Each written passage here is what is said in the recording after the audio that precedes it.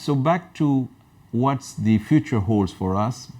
I wish I have a crystal ball on that one. I think probably not hit the panic button, because panic kind of leads to irrational, erratic decision making and behaviors, right? As conflict in the Middle East reshapes global travel, Thailand is beginning to feel the consequences. I've brought together industry stakeholders to share their frontline commercial insights.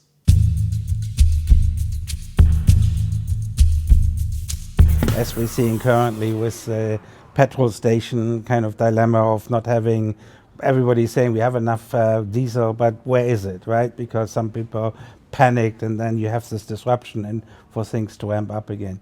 But going forward, the world is going to look different than it looks today. What's happening in the Middle East today shouldn't be taken as a one-off shock, because this is something that we should think about, and it's already happening. So I think if that happened in the Middle East, it can happen again in other places, including our region, the Asia Pacific. I mean, talking about the Middle East and the impact to Centara. Well, one is we have assets in the Middle East that don't perform anymore. Two, many of our destinations depend from Middle Eastern traffic that obviously is very much on short-term impacted, which is more of a connectivity crisis. Okay, and people are unsecure. You don't want to get stuck, and you don't want to fly through the Middle East. And the Middle Eastern hubs are undoubtedly extremely important, or a lifeline for tourism in Thailand, and as a matter of fact in Southeast Asia. And that being gone obviously has a serious impact. Yes, very clearly long-haul markets are affected the most. That's also the markets that are coming mostly with Middle East carriers or with the European or Asian carriers. But because the supply of seats from these Middle East carriers is so big, a large number of people are coming to Southeast Asia and China with these carriers. This disruption does have an effect. Yeah, it's a very interesting moment we're in now with what's happening, and we of course all have to adapt to it. Right now it's a bit let's wait and see situation, I would say. So we of course handled plenty of amendments of bookings and cancellations, but the good thing is that we are all collaborating in this. So we have hotels, we have our suppliers, transport suppliers, even the guides. They all understand the situation, and that people are not able to travel because they cannot travel through the Middle East, and if they have to rebook, maybe they cannot afford because the prices has gone up. Travel into Middle East is gone. Travel from Middle East short term is quite affected, and we saw it now during Eid, during the Eid holidays. People didn't travel. And this is obviously a high-yielding segment for the entire market, and that was gone.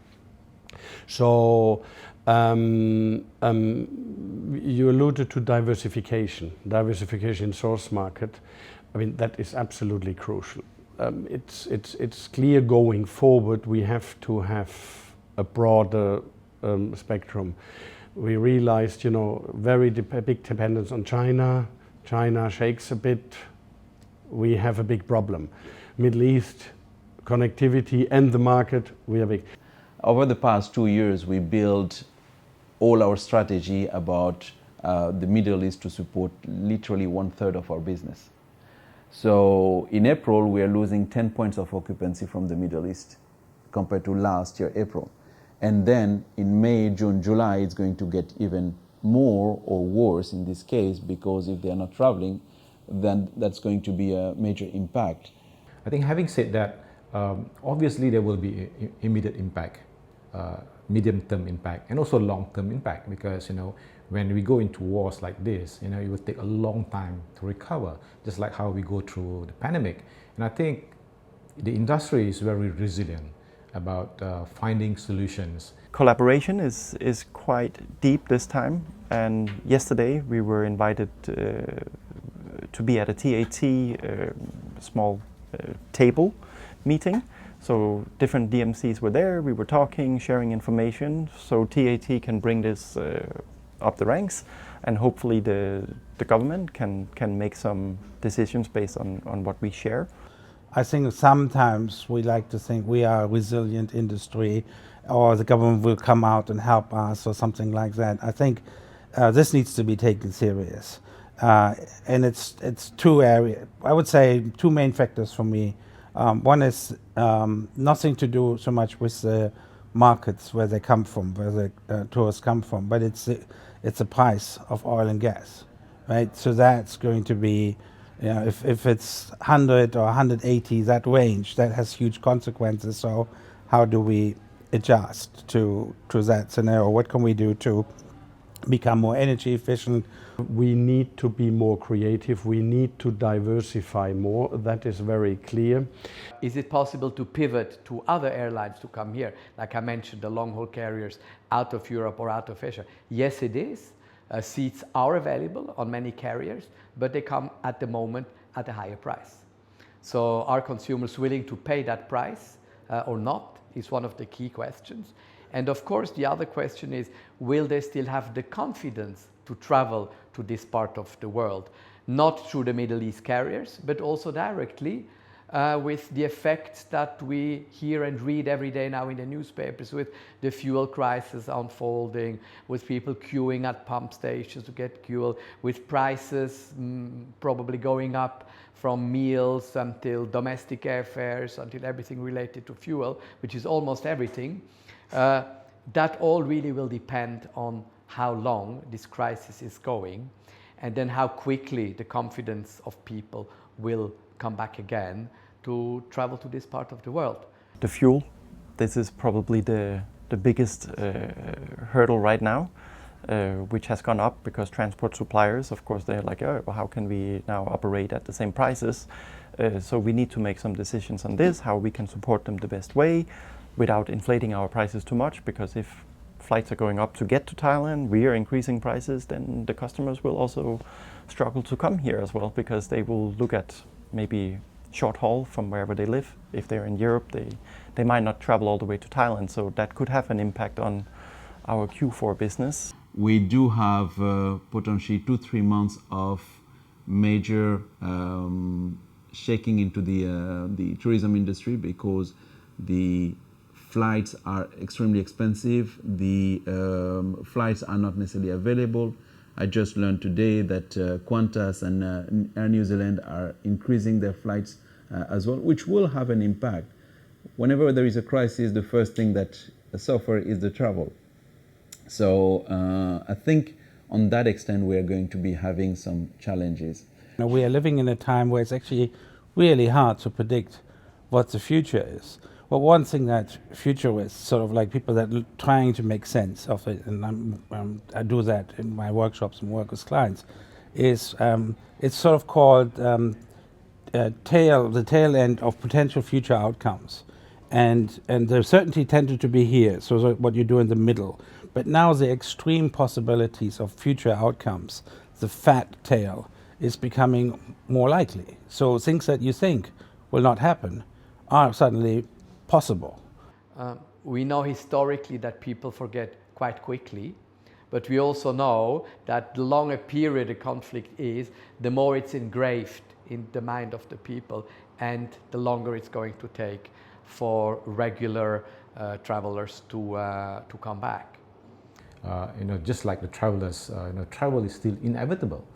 People will just travel. And I just came back from Kuala Lumpur to Bangkok, and I saw that airport is full, the flight is full. That shows the demand is still there. But it's just that people are not going to places that they consider not safe.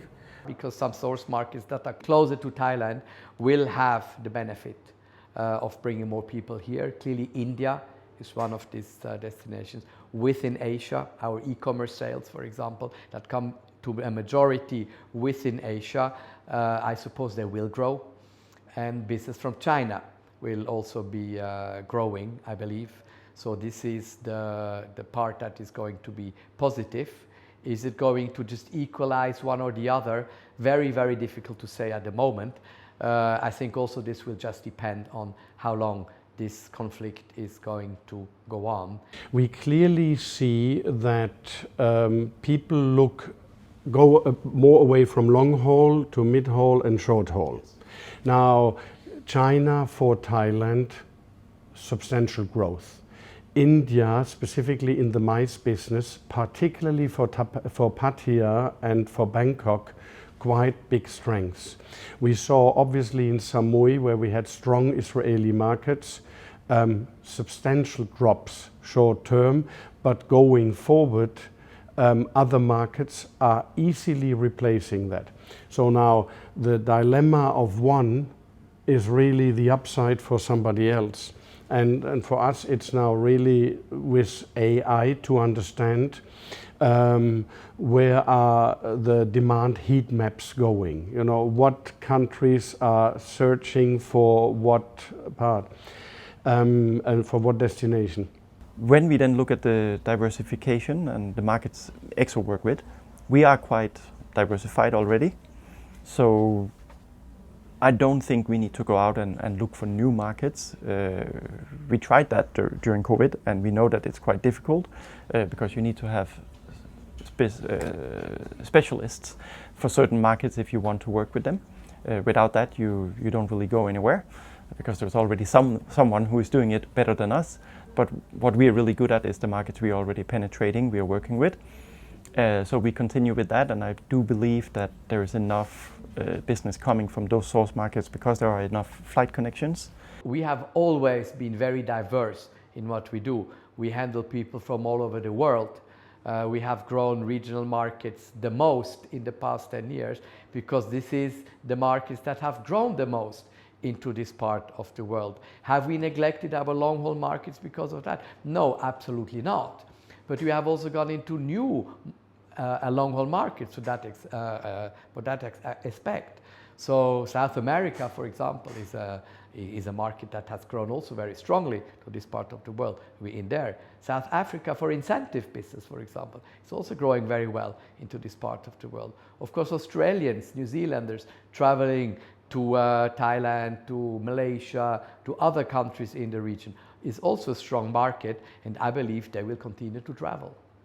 What is actually giving me some hope is that we're still seeing bookings from the Middle East, not immediate ones, but more about 90 days forward bookings from the Middle East.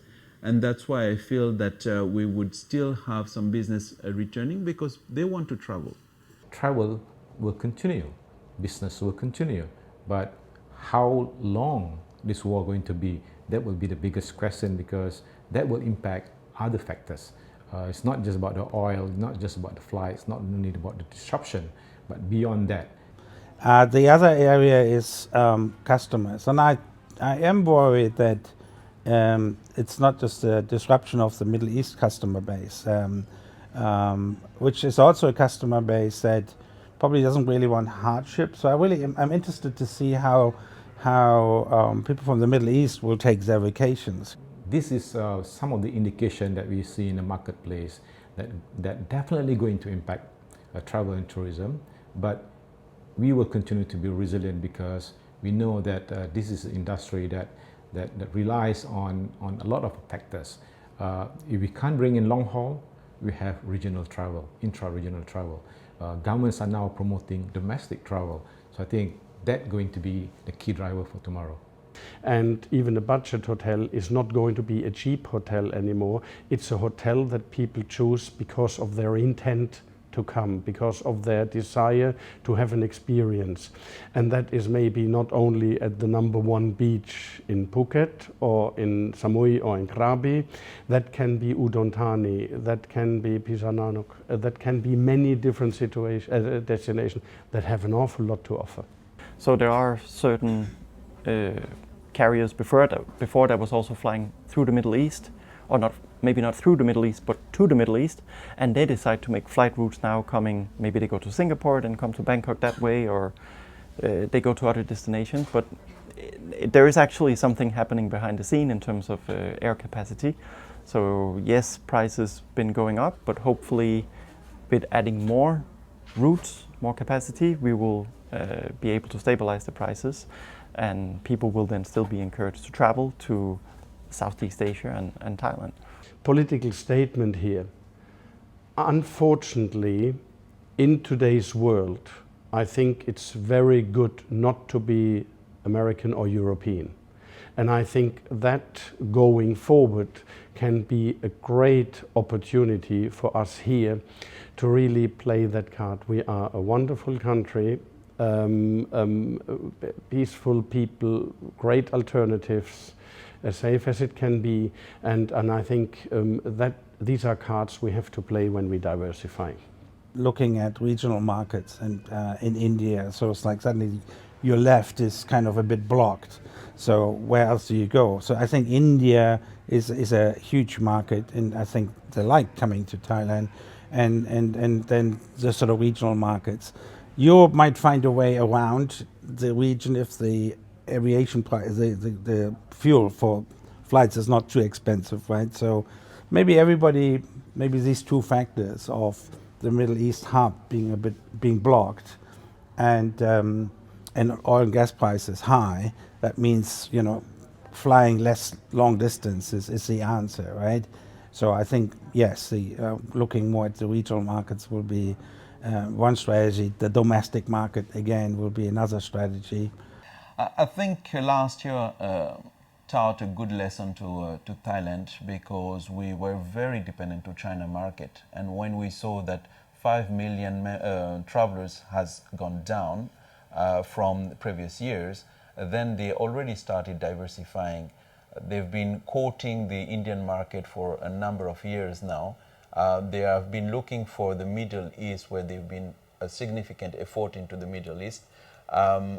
What we would be more missing is the US market. I feel that this hasn't returned from the COVID time. We don't quite know whether those, you know, where it stops, right? I mean, we have a global leader in the US who's quite erratic or transaction or whatever you want to call him, other words, and then you have a regime that is now telling, sorry, we don't know who you talk to, right? We didn't talk to you, so we don't. There's still a lot of uncertainties. But if we focus on generally customer base and oil and gas price, then I think we can maybe make more rational decision making.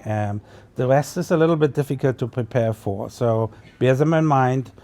Keep on working on the implications, but at least focus on these two that are not going to go away, right? The market's going to shift. The oil and gas price looks going to be higher for quite a while. There is one thing I've learned in Thailand for the past, I would say 14 years I've been working in Thailand. Every year there is something happening. Every year, whether it's globally or in Thailand itself. So every year there've been a business returning. Turmoil is something that is part of the daily business life in Thailand. So yes, I'm hopeful that things will come back. When you're looking at the different factors that create uncertainty and affect our future, right? We had different significant events that affected tourism, like for COVID is the obvious one, but we also had domestic unrest. We just have to stay strong and wait for the storm to pass, because it's beyond our own hands. The only thing we can handle is what we can handle, is take care of the guests we have and making sure that they are happy and they are willing to return and they're able to continue supporting Thailand as a destination.